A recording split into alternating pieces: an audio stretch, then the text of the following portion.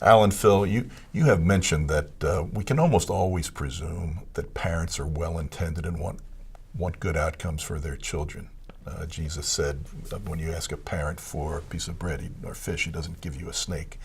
But sometimes in this culture, there seems to be styles of parenting that, as well-intended as they may be, actually are creating more sources of anxiety for the young people. Mm-hmm. Where are well-intended parents maybe creating or setting their kids up for anxiety in ways they didn't see coming or didn't intend? Well, I think several things are probably going on. And again, I think this may be a phenomenon that more privileged, more educated, higher socioeconomic levels of families experience, at least in different ways than other families. But I think it holds across demographics to an extent. I think there's a phenomenon now that I would call competitive parenting that I see a lot in my own life and circles. And I think it's well-intentioned. We all want to set our children up for the most resources, the most access to education and opportunity and experience that we can.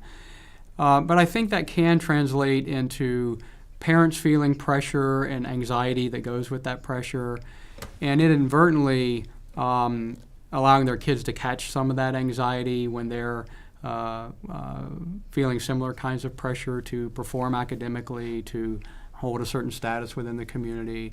And so I think what I would say to those parents, and in saying that I'm saying this to myself too, is to be aware of that and to maybe focus on creating the space for kids to be kids and to support them, encourage them, expect high standards, but to do that in a way that maybe involves a little lighter touch and a little more freedom for kids to explore and to play as opposed to working all the time, and to engage in non-competitive or less competitive kinds of experiences with their peers. I think all of that's really important too.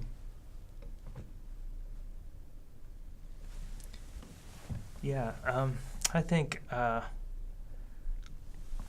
different families have different kinds of parenting struggles, but it's incredibly powerful, I think, to witness what your child is going through and then kind of come alongside them in that and say, that is hard, whatever it is. And I think that kind of helps a kid just relax a little bit and feel a little more freedom. So I think parents are still kids' greatest resource, but in our kind of highly programmed culture, we've lost track of the fact that kids really do depend on both of their parents for kind of role models and guidance for shaping faith.